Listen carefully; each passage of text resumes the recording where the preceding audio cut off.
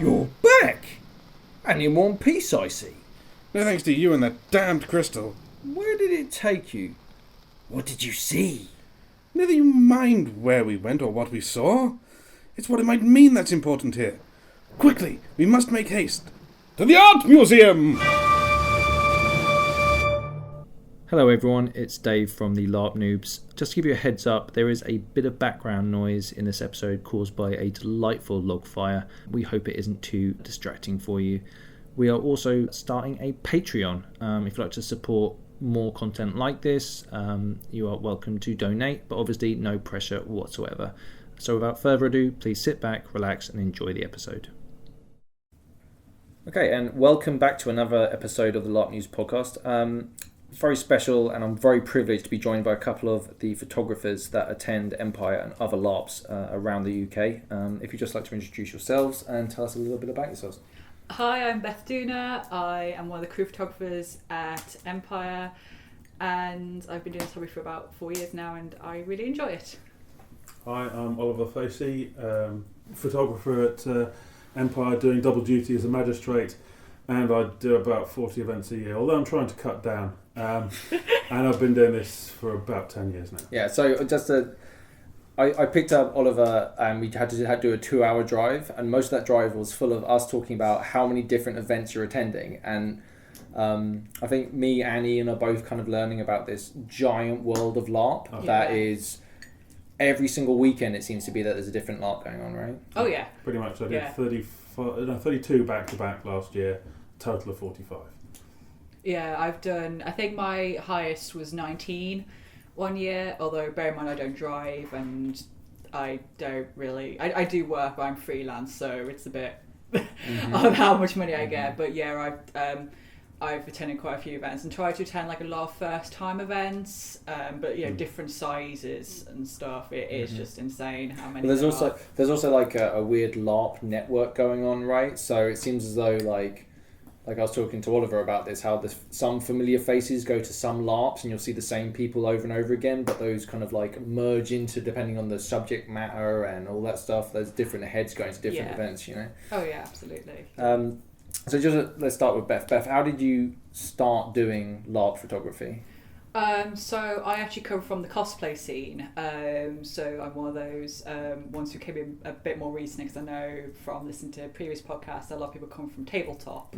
But one of my friends who was a cosplayer got introduced to it by her friends, and I was at university doing photography, and I was entering my 3rd year, and I needed a new project to do. And I'd been doing a lot of cosplay photography projects, but I just really wanted to do something new. And she suggested, why don't you try doing, live action roleplay photography? And I sent out a few emails, and I was brought along as a player for each one. So I paid for my ticket, brought my camera along, and just absolutely fell in love with it. I loved doing it. I loved like the response people gave, and I liked how much it was pushing me as a photographer. So I've basically kept doing it ever since. Nice. Oliver, how about you?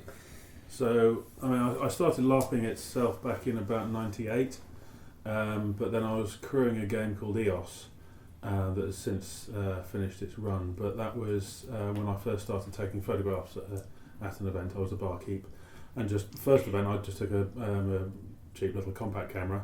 The following event, my next door neighbour lent me a DSLR his dad had sold him. And then I took it along to another event, and that was that. I was hooked. Yeah, I've said this before, and I can't remember which episode I said it, but there's something about the medium of photography that seems to translate really well for LARP in general. Like, I think we can all agree that video just takes a lot of the magic away from it, right? And there's something about taking a still image at the right time, at the right place, that just says, like, was it a picture, it speaks 1,000 words or whatever. I think that's very true in some of the photographs I've seen from both of you, you know? Yeah, well, we've often had moments at event where we've like shown each other the back of our cameras going, look what I got, and like, or I've said I saw something really cool, I hope it came out in focus, like I hope I got it. And then just like holding your breath as you're going through the photos, going, was it in focus, and then either cheers of jubilation or anger when how did you revealed. Like, what are you looking for when you're setting up the show? You've got your camera. You're setting off for this new event. What are you looking for to find when you're looking through the viewfinder? I mean, usually I like to get the feel of the characters primarily, because I mean, one of the reasons I started was that I, slightly selfishly, I didn't get many shots of myself while playing, so I thought I'd like to make sure that everyone gets a decent shot of them when they're at an event. So I do tend to be quite prolific in terms of the number of shots I'll actually take, because I'll try and get as many people in, and I don't. I want to be as inclusive as possible in that. So it just depends. You follow the players around. I tend to stay quite close to them so I can hear what's important for them and their characters. Because, I could keep my distance, and you can still get lovely shots from a distance, but it's difficult to work out what is important for moments for the characters that are there, unless you're up close and hear what they're talking about. So it's so interesting that you said that, because Matt Pennington was saying he created the game he wanted to play, and I've definitely made the podcast I wanted to listen to, right? And I think there's the creator's bane, right, of something that you're doing the thing that you'd actually quite like to have, that you get to enjoy, but you're on the one end of having to take on that mantle. Oh yeah, if I ever get married, I want to photograph my own wedding, but I can't. Right, yeah, totally. I know, I get it. Yeah, absolutely. How about you? What are you kind of looking at when you kind of leave? And so a lot of time it depends on the size of the game. So if it's a much smaller game, often we really are able to follow stories. And I know games that both Ollie and I have attended together. Sometimes, like, I've kind of said, so and so is about to do this. Let's go. Like, no, you're going the wrong way. This is the more interesting thing. Trust me. Or maybe split up and then do one of you does one thing, oh one yeah, does like the other. there's a game we both attend, which until very recently was basically one long piece of land, and there was one camp at one end and one camp at the other end, and we did say, okay, you go to this camp, I go to this camp for like the final battle or something, because there was just no way that we could both cover it. It was too far away. So there was like a lot of good teamwork there. But for much bigger games, I like to kind of look at illustrations and film cinematography and film production stills, and try and get very cinematic moments, but also just like you say, like a picture speaks 1,000 words. Like what word is like a comma? What image is like a comma? What image is that calm moment before the storm? What can you learn about a person, a place in that image? And much of it is just what the game throws you, and heck, even sometimes what the weather throws at you. It's like the weather doing something is going to give you a very different story of the weekend. Yeah, I've seen on both of yours some really so actually we should what are your websites so people can play along while we're talking about them, Beth? My main website is www.bethdooner.co.uk, and that's Dooner. Yes. S. No, without the S. No, don't do the S. All right, cool. Oliver, what's yours? So mine is gallery.oliverfacey.co.uk. Okay. I can vouch, by the way, if you just Google their names, a lot of their stuff will actually just pop up. So have a look. I'll leave them in the description of the episode. I've got like associated blogs as well, which are just as valid and fine, but that is my main website. But I've noticed there's like these. There's a few scenes where you have like these really tender moments between two players, and I'm just kind of curious how do you feel intrusive when you're doing that, or how do you feel about it, right? Because some of them look really intimate, right? Slightly. I mean, especially on smaller games, I'll try and tell people at the beginning, don't be conscious about the presence of a photographer, because I operate the same takedown policy that we have at Empire, which is if a person in the shot doesn't like it, it disappears, no one ever sees it again. So I'm quite happy to take photographs of those difficult scenes, knowing that I've told them that if they don't like it, it'll disappear. And similarly, there have been times where people have been, crying their eyes out on the field, and I'll find out who they are and send them a spread and say, which ones are you happy with going up public? And it's really nice to have them come back and say, oh, that really shows my character.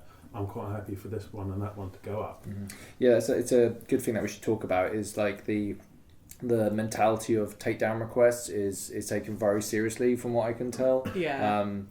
and that was something that was communicated quite early on when we were at Empire, and pretty back when I went to Blown Dogs as well. It's, if you don't like the photograph, just say, and it's gone. You know what I mean? Absolutely. So I think if you're new to LARP, don't feel too self-conscious around having a photographer around you. But how do you feel about the intimate nature of shot stuff? Well, the way I kind of see it is to try and be that cameraman who accidentally appears in the background of some films. So let's say two people are crying, their heads are rested on each other, it's a very intimate moment. I don't want to be like right in the middle of that going, hello, don't mind me. But they might see me like a bit of a speck in the corner of their eye, because you often see it. They'll glance at you, then glance away, so they've acknowledged you there, and they go back to the role play. Because, like I said, the main thing is you want to be as unintrusive as possible, but you're still a corporal human being. Yeah, you don't want to spoil the moment by trying to capture it, right? Yeah, but you still want to capture it, because I know there was a scene, one of them, where someone was carried into a tent and he was dying, everyone was crying, and someone saw me go in and said I did like a private yes to myself, because I knew it was going to be captured. And I was like, because I was chatting to afterwards and said I was so worried that I'd ruined the moment by going, like, sticking my hand in the air, going in and having my jacket on. But like, so no, we all had a moment of going, oh yes. I'm gonna quote you actually in a video that you made for Scarlet Hayler King. You're in a video, you can YouTube this, if you just type in Beth's name you'll come up. But you said you try and capture what people are seeing. Okay? Now that's, if you've never been to LARP, I think that would be an extremely abstract thing. You wouldn't really understand what that meant. I think any LARP would really get what you mean by that, because we talk about it as the idea of after the event, or even during the event sometimes, there's a movie filter that happens to your memory. Okay? So like, say if I'm in a battle and everything's raging on, I'm aware of referees, I'm aware of photographers, I'm aware of the safety stuff, but give it 4 or 5 days after the event, all of that is kind of like muted in the background, and it's just a goddamn action movie. You know what I mean? I think that's quite an interesting way that I think both of your photography really carries that through. And in fact, while we're on the subject, how are battles? How do they like, and combat in general? Test your fitness for sure. Well, for me, because I do like to photograph what people see, but I also, like, with my own kind of artistic way, do like to try and show the fact that there is a behind the scenes. Like, one of my favourite shots I've ever gotten was the Sentinels Gate at Empire. You can see soldiers lining up to go through, but I've stepped back a bit and you can see the referees either side. So that to me is I know exactly the shot you're talking about. Yay! Yeah. And do you know what? It's good, funny, it is as good as I thought it was. No, it's funny that you mention it, because it is a wonderful, because you're the observer observing the observers observing the players, right? And there's and the framing of the archway in that. And we're observing it. It's a wonderful little like layered image of like understanding of the situation that's happening at that moment. It's almost like a diorama, really. Oh, massively, definitely. But battles, they really test your mental power and physical power. Do you ever get like caught on the wrong side of a charge or something? Yes. They're both nodding profusely. Less terrifying for Ollie, because you're much taller than me. Yes. I mean, there was one sequence of shots. Went in with a quite a wide lens, and I was kneeling down in front of some people, and I heard their commander give them the order to charge, and I knew I had no chance of getting away. So I just hunkered down, made myself as small as possible, and carried on taking photographs. And it was nice to see all these orcs rush past. And then occasionally you get stuck in a crush towards the back of a line. I think there was one earlier in the year at the back of the fort, and I was like, well, I'm just going to have to put my hand. I was there. Yeah. That was a crush though, wasn't Yes. it? The referees did a really good job of trying to move people forward, but it was like a mosh pit at times in there. A safe mosh pit, but it was squishy, right? Yeah, absolutely. See, I had something like that happen, and my laces were undone. So it's like, oh no, ooh, photo, oh no. Have you ever like actually got like knocked over in a melee or anything like that?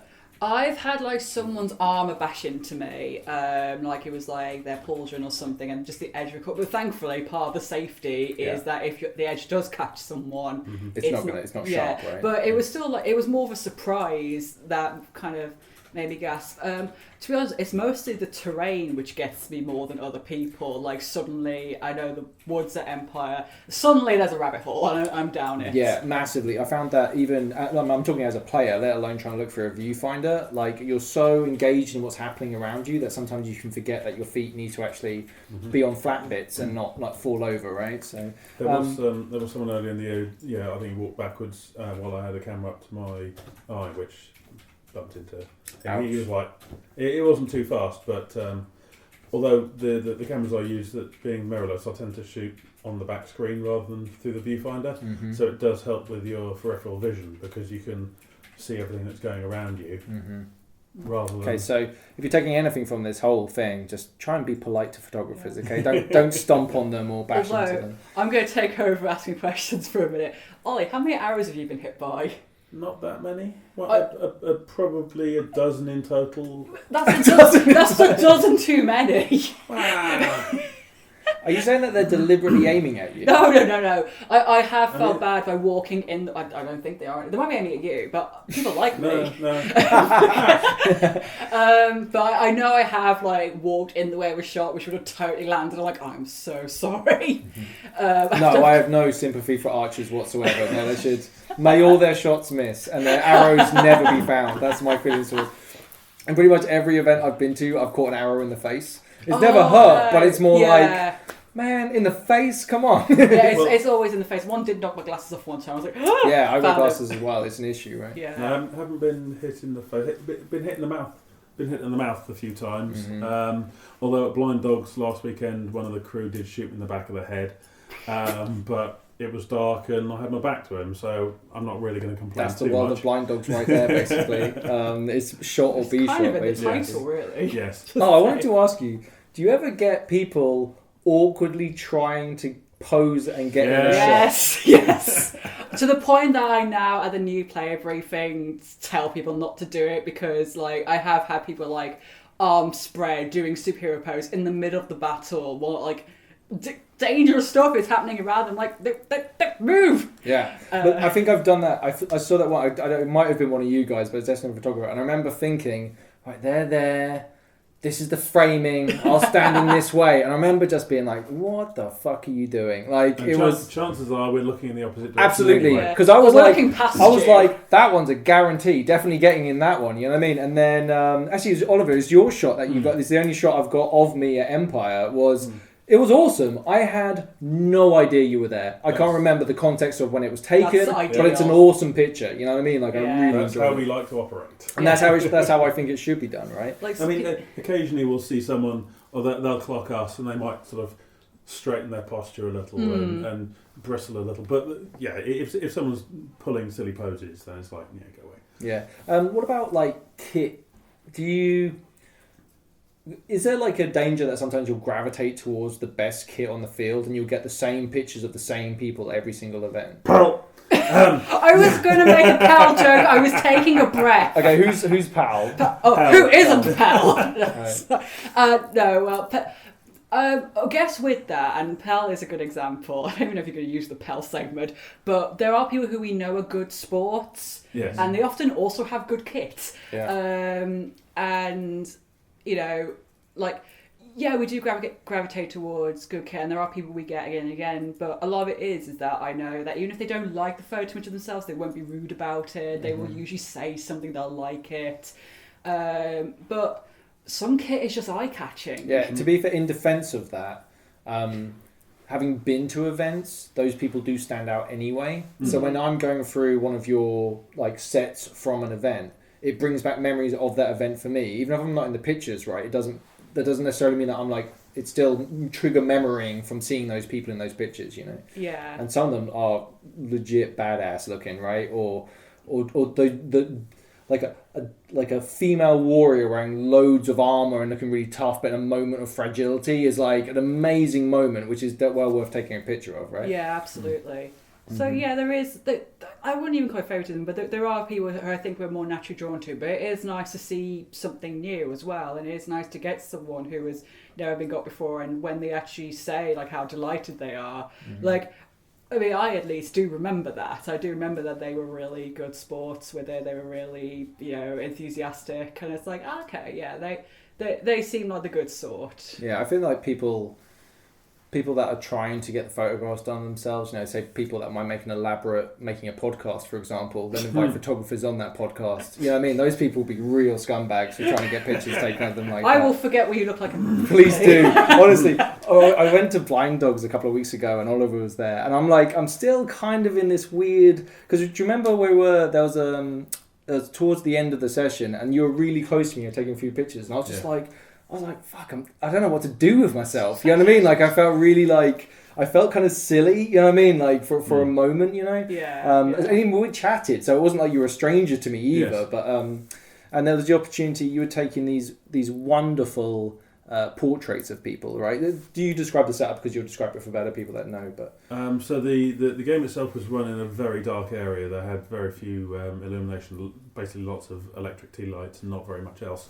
But just out in one area, there was... so the site was at Bravo 1, and it's an airsoft site, so they boarded up all the windows. But they apparently forgot to board one up. Mainly because it's in a corner of a room where no one would actually hide, because there's no cover at all, and you'll get shot. So there's this window that looks out, and there's some natural daylight coming in. I then augmented it with putting a torch in one corner, but the windowsill was such that you couldn't see the torch. All you could see was this nice light. It was like a shaft of they coming out. Yeah. Right? Were those the one you showed me? Yes. They were so good. Yeah, what I liked about them is that they didn't seem staged. They seemed like in the moment type shots, right? They despite having such a from an external point of view, it looked very staged. But whatever was happening between the camera and being recorded was like something. It was like a moment within that character. Yeah. Very impressive. I started off with them facing the camera, but towards the last set of shots, they were just facing the window, so they weren't facing the camera at all.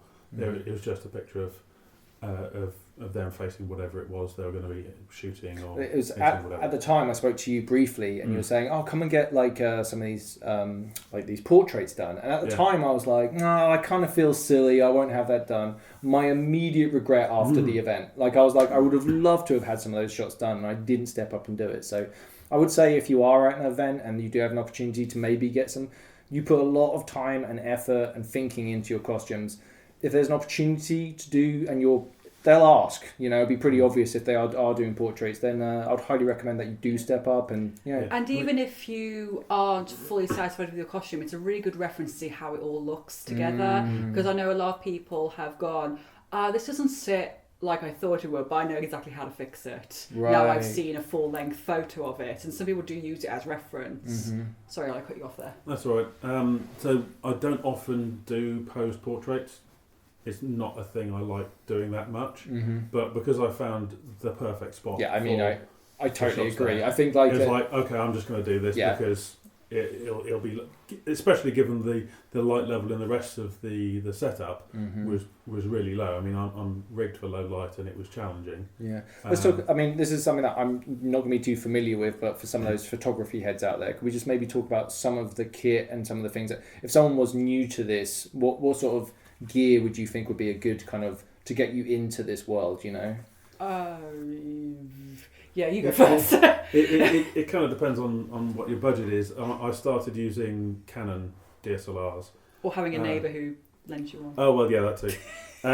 But then I found the Sony mirrorless, the full frame mirrorless was just lovely for me because I could use old lenses because you can fit any lens that's ever been made for 35mm, whack a lens on it and it'll work with an adapter.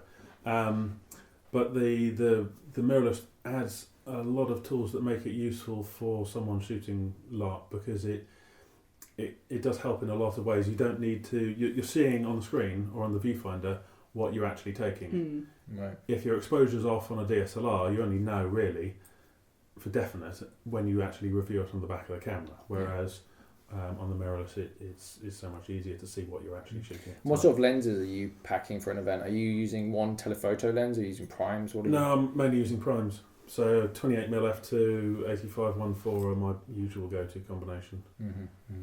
Occasionally, I used to use a 70-200 f4 zoom, but I haven't used that at all in months.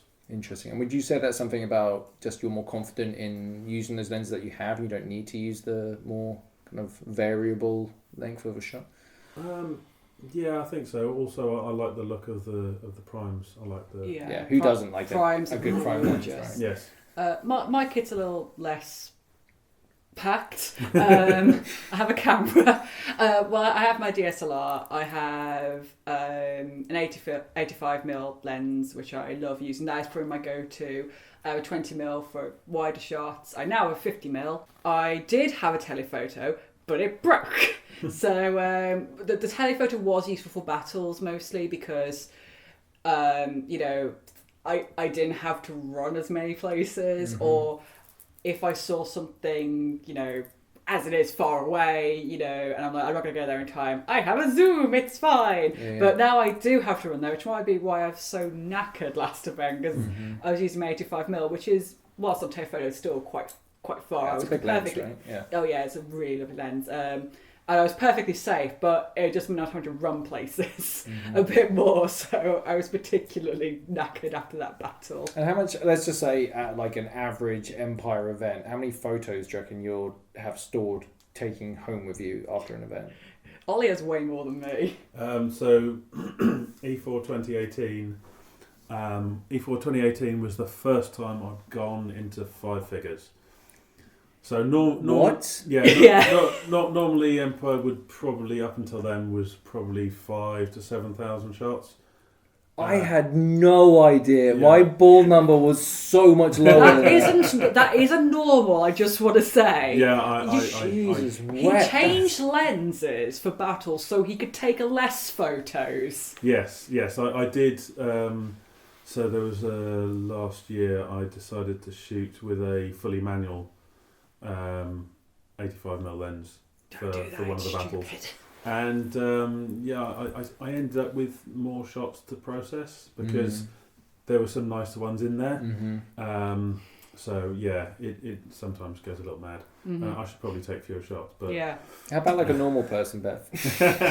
Yeah, I take around an Empire, depending on the battle conditions and stuff, around 3,000 to 4,000. Wow, honestly, I had no idea. Well, much of it. What did you have us pegged at? I was thinking like anything between maybe 500 and oh God. 750.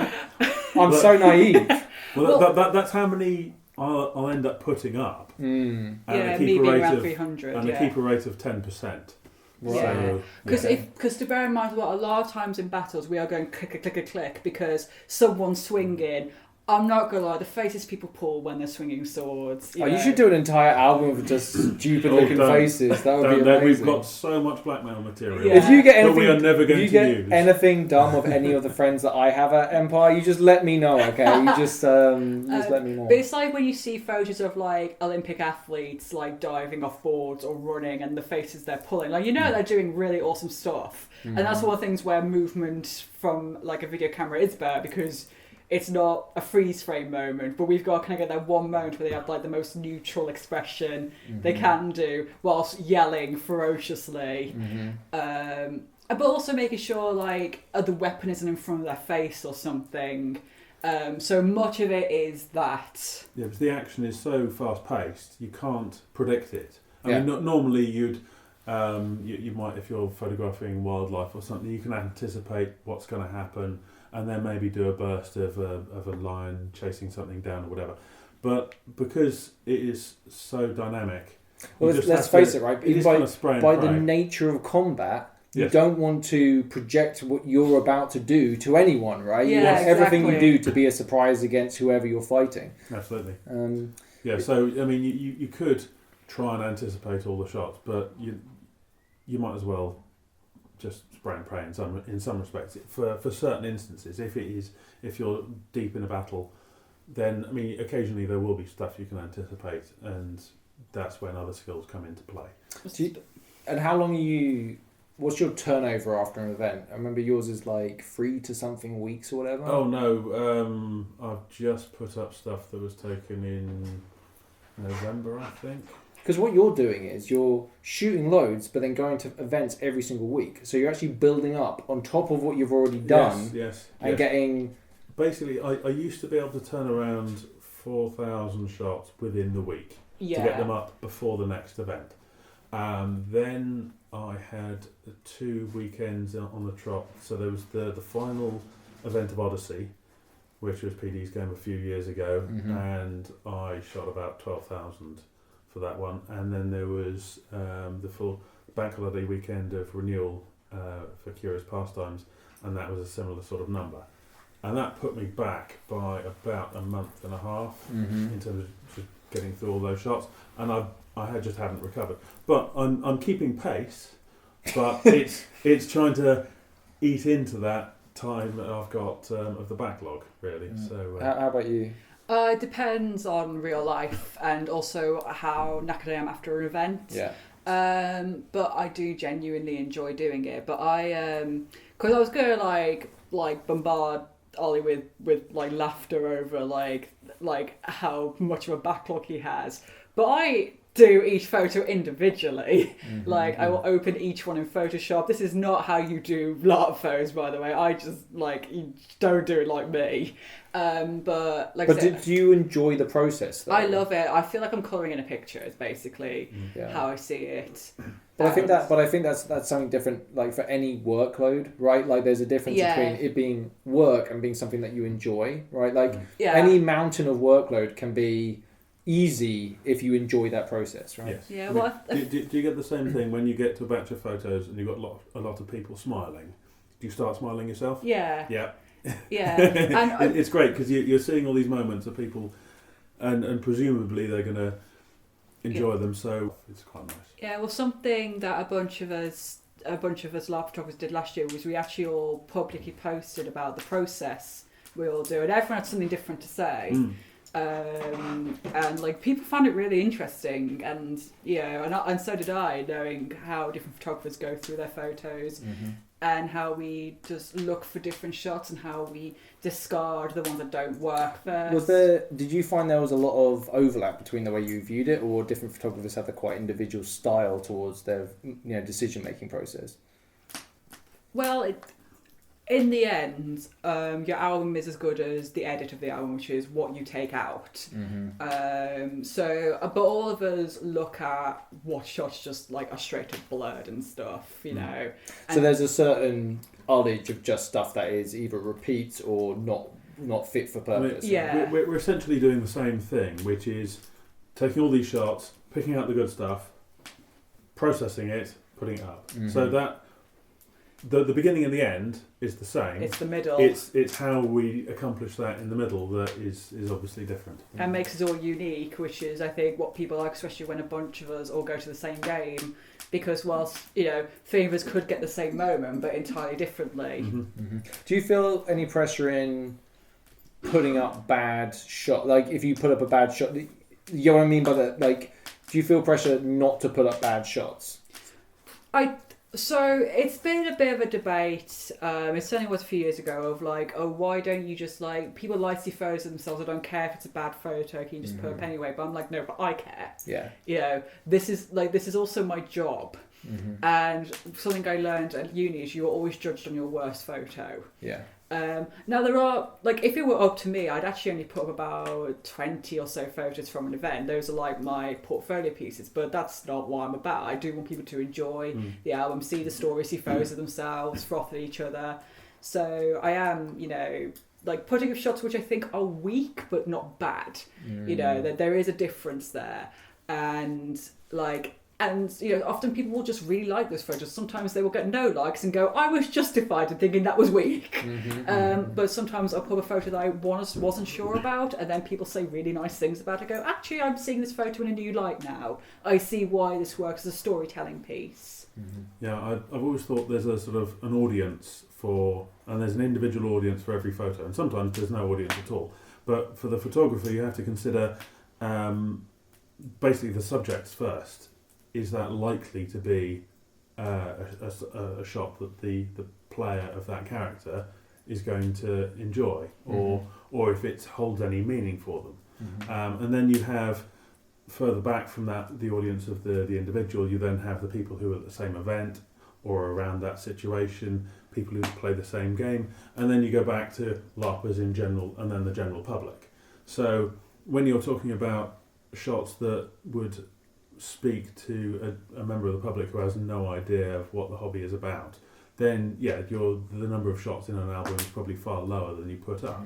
But when you go through those layers, you get to shots that are meaningful for somebody. Yeah, interestingly, I'm one of those people that I don't really care if I have Facebook open at work. So I'll sometimes have like one of your photos up at work, and people will walk past that aren't involved in LARP, and they'll be interested in the image, right? Yeah. Just because it will be something that is striking or unique or interesting, that someone that has no interest in that one, I'll be like, yeah, it's LARPing, and they'll be quite surprised that it isn't a more professional or like a TV show, for example, or something of that nature. That's because always of a really good compliment. Yeah. Well, actually, what Ollie was saying about the kind of breaking down of the audiences. So my Facebook is for the LARPers and for the people who play the game, the friends of the people. Then I have a Tumblr, which is what my blog is hosted on. And that I usually put up like 10 or 20 photos from the game. Yeah, those are really... I love those. I absolutely love those little sets and you do. Thank you. And that is once again bringing it back a bit. And then there's my website where there's about, I think, 15 photos from every game I've ever attended, like in one album. So, and like that's really, really narrowing it down. And that is the album for the general public. Like obviously it's for LARPers as well, and it is that kind of best of my work. But I have to think about who's looking at it. And when it's a professional photography website, it's probably going to be someone who's never done it before. Do you find that there are some pictures that you take that you think aren't going to be that great when you take them, and then when you get back to the edit, they're like, holy moly, that's the one of the whole weekend or whatever? There are certainly shots that I guess I overlooked, or like I got this because it was like a moment that I framed, and then like through the retouching I do or where it's placed in the album, it becomes so much stronger. I think definitely stuff with where it's placed in the album can really change what an image is. Oh, so you're talking like album tracks almost, where you put the song in the album, right? Like where you place them within the album photographs? Like the most obvious one would be a battle, someone gets knocked down or something, and then someone runs over screaming because someone's dying. You're talking about like the narrative of the photos? Yes, and because it's a sequence like that, and I say it might once again be a weak photo, but as a narrative, it's really strong. I've realised you've got me with that. That I've completely you trickster. That is, I've been through that journey looking through your guys' photographs. It's really interesting.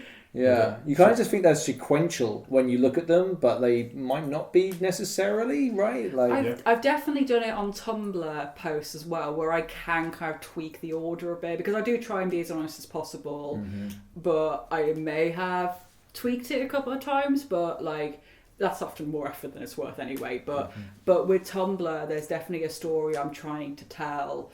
And often it's the colours, like what colours are working together, but sometimes it's like if I put this photo at the end, it's going to look like it had a really tragic ending or something because of how people scroll down the page. And every death is a tragedy in LARP, as we can. Oh yeah, absolutely. People love crying over dead characters. Yeah. But I was about to say dead friends, and like that's incorrect. Yeah. So I tend to put everything up on Facebook in the same way, and everything goes up on my current website, although I have started put there's a Empire showcase, so the first album in the Empire ones are the really nice shots that I've got over the years, which again is trying to pull that audience of those are the ones you show your friends if you want to get them into LARPing or something. Show them that, because the main albums there's quite a lot of stuff that is more meaningful for the people in the shot and less meaningful. I like your website a lot, the way, because I went down a rabbit hole and looking through your stuff. I was like, I started looking at it, and then I was like, there were so many different LARPs and different events at those LARPs that I kind of looked through and I was just like, there's a Wild West LARP. There's like there's like a Fallout one. You know, there's all the different LARPs you can possibly imagine. If you're sitting there thinking, whatever my specific geek niche is, and there's never going to be a LARP for that, there probably is something similar to it, right? Like, it was amazing to see for me, it was an amazing window into how much there's possible at LARP. You know, is there any? I don't want to say favourites, but is there any like type of events you really like doing? You know. Well, there's one event. So you mentioned like niche stuff. I never knew I liked Wild West, and then I started photographing a Wild West game. I loved it so much, I stopped photographing and started crewing it full time because I wanted to do it. And then thankfully Ollie came along to some games, and I got suppose of me. Nice. There are kind of like I will say like Empire is great because it looks different every event. I really like colourful games, that have those stories, those really dynamic colours and really strong characters that come through in the design. Like games that allow you to do that, I always personally really enjoy. Yeah, there's so many ones out there. It kind of depends on whether I'm looking at it from the point of view of enjoying photographing it or enjoying being there. It also depends on whether I'm an in-character presence as an NPC with a camera, or even playing. There is one game I play every year, Legends of the Wasteland, but I'm playing with a camera. But yeah, it kind of depends.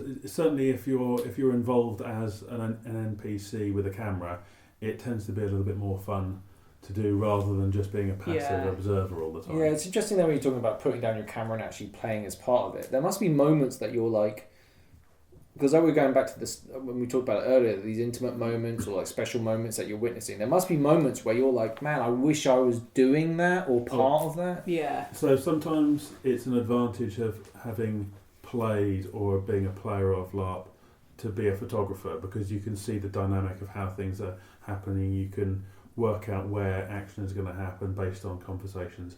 And other times I find myself just looking at a situation unfold without actually taking photographs of it, because it is such a pivotal moment. I'm going, oh drat, I've got to actually be taking photographs of this rather than just watching with my tongue hanging out. I've watched characters yell at each other. I'm just like, oh, this is really cool. Wait, I'm literally here with our character on bed, just standing here watching like my own movie. Yes. Like, wait, no, I'm meant to be capturing this. Yeah, it happens all the time. Yeah. It kind of leads me on to like, I wanted to ask about, are there shots that you can think of that you missed that you wish you'd got? Oh, always. Oh, yeah. But you've got to shrug, and it's not like we're shooting a film and you can retake the thing. You have one chance at it. If you miss something, you can't get precious because you missed so much. Yeah. Could you, 40 guys, that's before you did that great charge, could you just go back to where you were? And you know that when you said charge and you all charge at the same time, that same expression, could you just do that again, please? Yeah. Yes. Or the worst is when there's a perfect shot lined up, then someone walks in your way and stops. Like, yes, I can't tell you to move, but I really want you to move. Yes, so quite often when we're lining up shots, people will notice us and stop. Whereas the best thing is for them just to walk past, because our peripheral vision is such that we can time the shot. Yeah. And, as I say, we're not precious about getting any particular moment. We like getting lots of individual moments, but if we miss any individual one because someone's walking in front, we're not going to get upset about it. Yeah, sure. But it's if you walk in front of us and stop, that's when we might So glare rage happens. There is one shot that I can remember I really tried to get and I just couldn't get there in time. It was an Empire event. It was at the site previous to the one we're at now.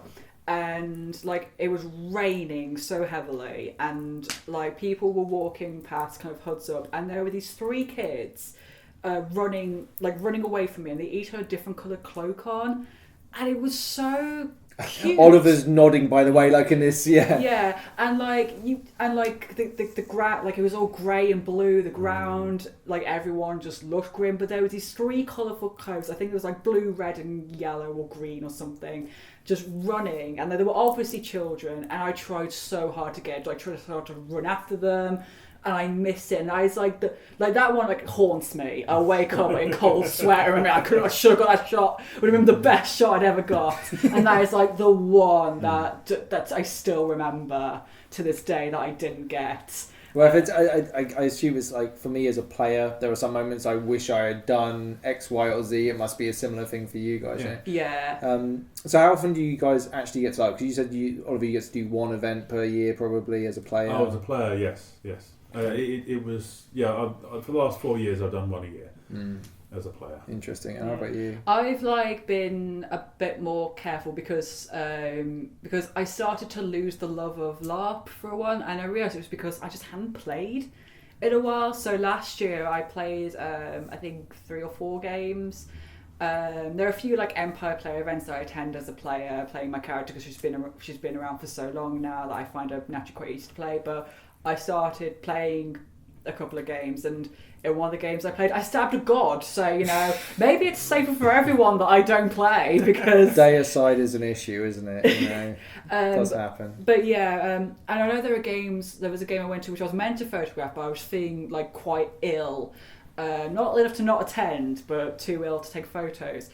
And I ended up chatting to an NPC for so much of the game. And I remember thinking to myself, I would not have the freedom to just sit in this room and chat and get all this plot and all this development, because I would have one eye on everything else and be thinking to myself, I should be outside, I should be getting what's going on, I shouldn't be sitting here for an hour talking to this guy. I used to do video a lot, and I used to shoot a lot of weddings. Yeah. And it took me a bunch of weddings to not be in work mode at a wedding, right? Yeah. I'd go to a wedding and it would be, oh yeah, I can just go to the bar and grab a drink, or not be anywhere or be thinking about anything. I'm like that with photography. Yeah. And then I'm backseat photographing. The photographer's I'm that guy that would go up to a wedding video guy and be like, oh, what kit are you rocking there? You know what I mean? And just talk to him about what he's doing. I doing. don't ask that because I know, I don't want to do. Are you being paid to do the whole reception as well, or you know what I mean? Just the worst guy at weddings. But I want to be oh god, they're missing this really cute moment. What are they doing over there? Come here. But I'm almost there with taking that kind of photography head off. But it happens at LARP. I have been known to reach down for a camera that isn't there. I'm wait, where's my camera? Is it in my tent? Oh, I didn't bring it. I never have that. I always have a camera, even when I'm playing. I can't. It has to be all or nothing for me. All right, so we'll kind of close out now, but we'll kind of just, what would you say to someone that just a few words of encouragement, to just people maybe that are thinking about trying to do LARP photography, and any words of advice that you'd maybe give to them? I think one that's come off fairly strongly is go LARPing first, from the sounds of things, before you try and be a photographer. Experience it as a player. Right? I wasn't going to say that, but yes, that is pretty much a very good suggestion. Is go and see what it's like, see how the flow of a game is, so that you can then work out, and certainly go along with a photographer's eye and observe and see how you might shoot something. But yeah, go and try it out first, and then pick up a camera. Yeah, I wish that's advice I could give, but that is the exact opposite of what I did. It worked for me because I went with a goal in mind. I knew exactly what I wanted to get. So if you do want to go and just try and capture LARP, and we do get a lot of uni students asking us, do try and go with, this is what I want to get. It's not just I want to try and shoot LARP and see what it's like, because you will get lost in it.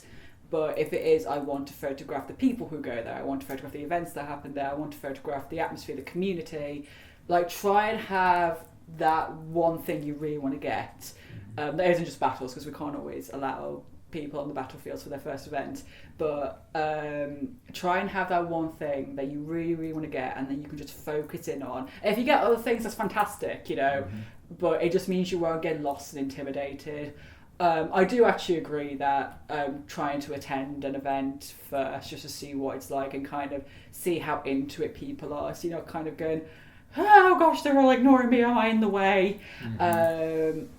But either routes are valid.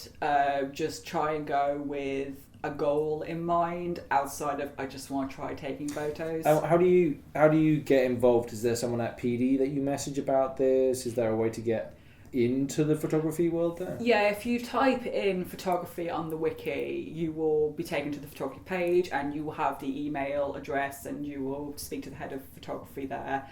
Most games will have someone you can contact, even if they don't have a head of photography like Empire does, because Empire is quite big.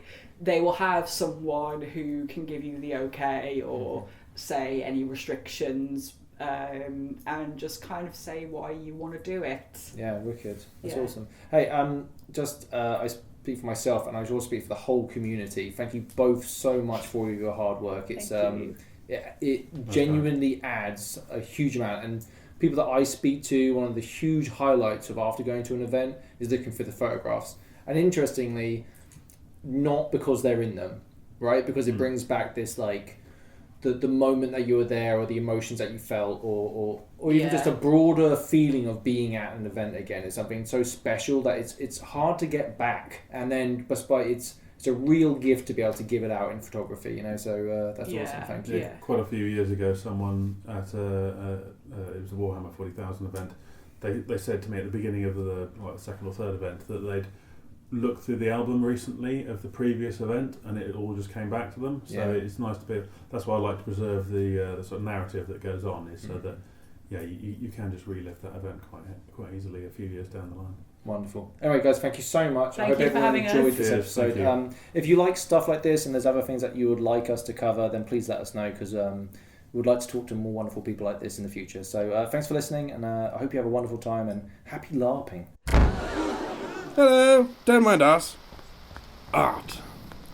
Lovely. Creativity made form. Thought-provoking, challenging, and a true window to the soul. I've always found it fascinating how much knowledge is passed on through the art. And sometimes it can be a warning. And here we are. This tapestry is called the Tower of Anarch. As you can see, it depicts a legend of sorts.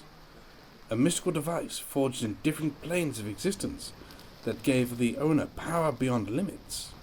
Its maker and the person to wield this power were the Grand Magi of Anarch. First, here, look, it was used to help fix the world's problems. But soon, as with all power, it corrupted its owner.